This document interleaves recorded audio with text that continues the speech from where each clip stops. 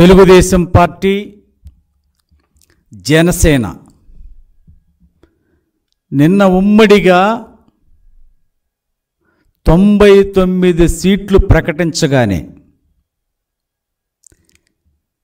జగన్మోహన్ రెడ్డి దగ్గర నుంచి వైసీపీ నాయకులందరికీ కూడా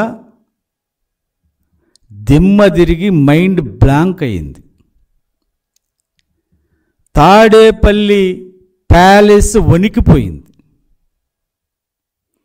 ఇవాళ వాళ్ళ మాటల్లో ఓటమి అంచునున్నామని తెలుస్తూ ఉంది,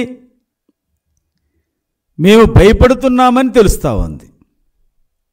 నేను అడుగుతున్నా, జగన్ రెడ్డి మీ నాయకులకు చెప్పండి, వై నాట్ 175 అన్నా మీకెందుకు అంత ఉలుకు, ఎందుకంత బెనుకు, ఎందుకంత భయం? అంటే ప్రజలు మిమ్మల్ని తిరస్కరిస్తున్నారనేది మీకు స్పష్టంగా తెలిసిపోతుంది. చంద్రబాబు నాయుడు గారు, పవన్ కళ్యాణ్ కలయిక వల్ల వైసీపీ ఉనికి కోల్పోయే ప్రమాదం ఉందనేటువంటి భయంతో మీరు ఇష్టం వచ్చినట్టు మాట్లాడుతూ ఉన్నారు.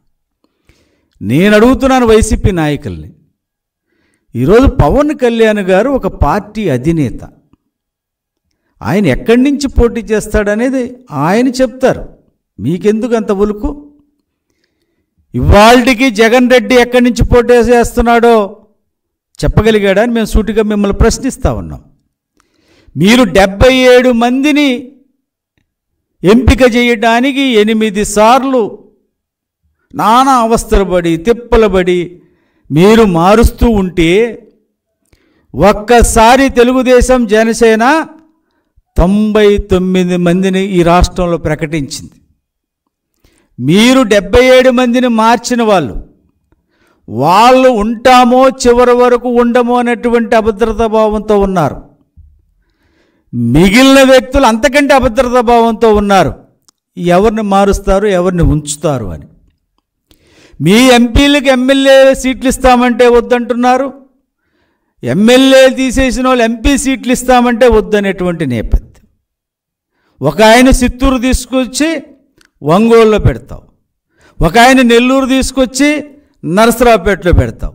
2 జిల్లాలు 3 జిల్లాలు దాటి మీకు అభ్యర్థులు దొరకక, ఎందుకంటే పోటీ చేయటానికి ఎవరికి ఆసక్తి లేదు వైసీపీలో. ఎందుకంటే ఈ ప్రజా వ్యతిరేకత ఉన్నది. ఇవాళ జనసేన, తెలుగుదేశం పార్టీ కలయిక గురించి వాళ్ళు కలుస్తారు, సింహం సింగిల్గా వస్తుంది. సింహం సింగిల్గా రాదని ఆయన అడవిలో ఉంటుంది. ఒకవేళ రోడ్డు మీదకి వస్తే అటవీశాఖ అధికారులు తీసుకెళ్ళి అడవిలో వదిలిపెడతారు. సింహాలు, పులులు, నక్కలు కాదు. ఇవాళ ప్రజలు ఏ రకంగా ఆలోచిస్తూ ఉన్నారు?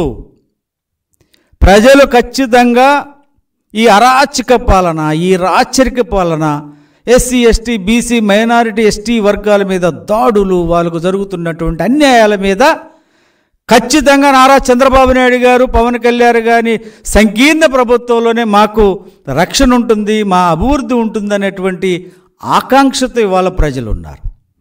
ఇవాళ ఎమర్జెన్సీ జరిగిన నేపథ్యంలో అన్ని రాజకీయ పార్టీలు ఈ దేశంలో ఒకటైనాయి. ఒక నిరంకుశ పాలన అంతమొందించడానికి ఈరోజు ఒక రాచరిక పాలన చేస్తున్నటువంటి జగన్ రెడ్డి అన్ని రాజకీయ పార్టీలు ముక్త కంఠంతో ఖండిస్తూ ఉన్నది, గరిహిస్తూ ఉన్నది.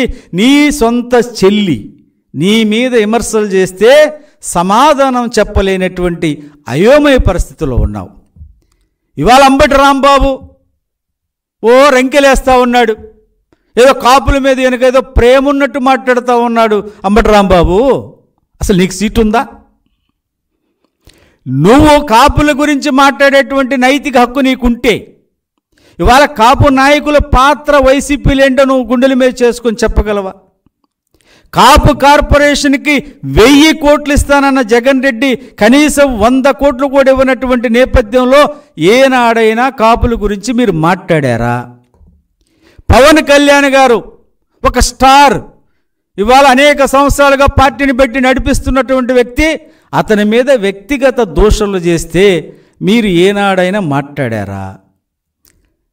రాయలసీమలో బలిజలకు ప్రాధాన్యత ఇచ్చేటువంటి రాజంపేట ఎంపీ సీటు ఎప్పుడు కూడా బలిజలకు ఇస్తున్నటువంటి నేపథ్యంలో బలిజను తీసేసి మిథున్ రెడ్డికి ఇచ్చినప్పుడు మా కాపులకి ఇలా చేయకూడదని మీరేమన్నా మాట్లాడారా?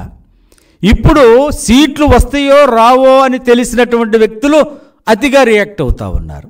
ఆ రోజాకి సీటు లేదు, ఇచ్చినా 1,00,000తో ఓడిపోద్ది. అంబటి రాంబాబు 1,00,000తో ఓడిపోతాడు. వీళ్ళు ఏంటంటే వీళ్ళని పురుగొలిపి వాళ్ళ మాటలతో సంతృప్తి పడేటువంటి నేపథ్యాన్ని మనం చూస్తూ ఉన్నాం. ఈ రోజున తెలుగుదేశం పార్టీ 94 మంది అభ్యర్థుల్లో సామాజిక అంశాలు కానీ, వాళ్ళ ప్రజల్లో ఉన్నటువంటి అభిప్రాయం కానీ, రాజకీయ అనుభవం కానీ, వాళ్ళు చదువుకున్నటువంటి వాళ్ళ డిగ్రీలతో కానీ, ఈ రకంగా అనేక కోణాల్లో ప్రజల అభిప్రాయాలు తీసుకొని, పార్టీ అభిప్రాయాలను తీసుకొని చంద్రబాబు నాయుడు గారు ఒకే దెబ్బకు 94 నియోజకవర్గాలు అనౌన్స్ చేస్తే నువ్వు 8 సార్లు కూర్చొని 77 మందికి దిక్కులేనటువంటి ఇవాళ వైసీపీ నాయకులు మాట్లాడేటువంటి అర్హత లేదు. ఇవాళ ప్రజలు స్పష్టంగా ఆలోచన చేస్తూ ఉన్నారు.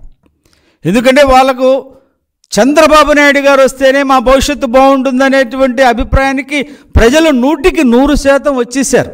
పవన్ కళ్యాణ్ గారు కూడా అద్భుతంగా మాట్లాడారు నిన్న.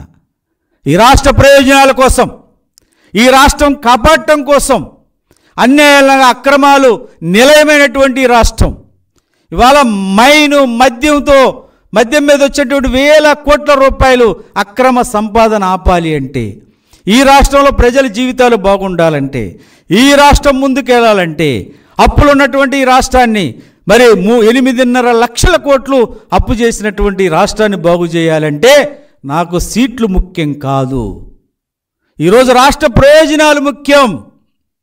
ఇవాళ ఈ రాష్ట్ర ప్రయోజనాలు కాపాడాలంటే, రాష్ట్రాన్ని ముందుకు తీసుకువెళ్ళాలంటే ఇవాళ నారా చంద్రబాబు నాయుడు గారు లాంటి ఒక అనుభవం ఉన్నటువంటి వ్యక్తి కావాలి. నేను 24 సీట్లు 3 ఎంపీ సీట్లకు పరిమితమైన ఈ రోజున ప్రజల ఆకాంక్షను నెరవేర్చడానికి నేను చంద్రబాబు నాయుడు గారితో కలిశానన్నారు. చంద్రబాబు గారు నైతికంగా నేను మద్దతు ఉన్నాను అని అన్నారు. ఇవాళ రాష్ట్ర ప్రయోజనాలను దృష్టిలో పెట్టుకొని రాష్ట్రం బాగుండాలి, రాష్ట్రంలో బడుగు బలహీన వర్గాల బిడ్డలు బాగుండాలి, వాళ్ళ భవిష్యత్తు బాగుండాలని ఇవాళ పవన్ కళ్యాణ్ గారు ఒక అడుగు ముందుకేసి ఈరోజు తెలుగుదేశం పార్టీ జనసేన సమైక్యంగా ముందుకు పోతూ ఉంటే ఏ రోజైనా సరే చంద్రబాబు నాయుడు గారు పవన్ కళ్యాణ్ గారిని కలిపి చూస్తే ఇలా బెనుకు మామూలుగా లేదు. జగన్ రెడ్డి నైట్ పడుకుంటే తెల్లవారుజామున 3ంటికి లేస్తే ఆ కలలో కూడా వీళ్ళు కనపడేటువంటి నేపథ్యాన్ని చూస్తూ ఉన్నాం. ఇవాళ సామాజిక న్యాయం గురించి మీరు మాట్లాడుతున్నారు. వైసీపీకి అర్హత ఉందా అని నేను అడుగుతూ ఉన్నాను. సామాజిక న్యాయానికి పేటెంట్ తెలుగుదేశం పార్టీ. సామాజిక న్యాయం మొదలైంది స్వర్గీయ ఎన్టీ రామారావు గారితో తెలుగుదేశం పార్టీ ఆవిర్భావం తర్వాత. జ్యోతిరావు పూలే గారి ఆదర్శాలకు అనుగుణంగా బాబాసాహెబ్ అంబేద్కర్ గారు రాజ్యాంగం రాస్తే, జ్యోతిరావు పూలే బాబాసాహెబ్ అంబేద్కర్ ఆశయాలను ఆచరణలో పెట్టింది ఆనాడు ఎన్టీ రామారావు గారు, నేడు చంద్రబాబు నాయుడు గారు అనేటువంటి విషయం మీరు తెలుసుకోవాల్సినటువంటి అవసరం ఉంది. వాళ్ళ తాడేపల్లి ప్యాలెస్ గేటు కేవలం నలుగురు మాత్రమే, అది జగన్మోహన్ రెడ్డి సామాజిక వర్గం మాత్రానికే వాళ్ళు డోర్లు తీసే పరిస్థితి తప్ప ఎస్సీలు కానీ, బీసీలు కానీ, ఎస్టీలు కానీ, మైనారిటీ నాయకులు జగన్మోహన్ రెడ్డి దర్శనమే కరువు అయినటువంటి నేపథ్యాన్ని ఈరోజు చూస్తూ ఉన్నాం. నేనొక నిజం, జరిగే యథార్థాల అగ్ని పర్వతం, జననం మరణం మధ్య జరిగే నాటకానికి నేనే సాక్షిని. సగటు మానవుని గొంతుక నేను. మీ అందరి కోసం ప్రతి గడియ పనిచేస్తూ గళం వినిపించే G9 న్యూస్.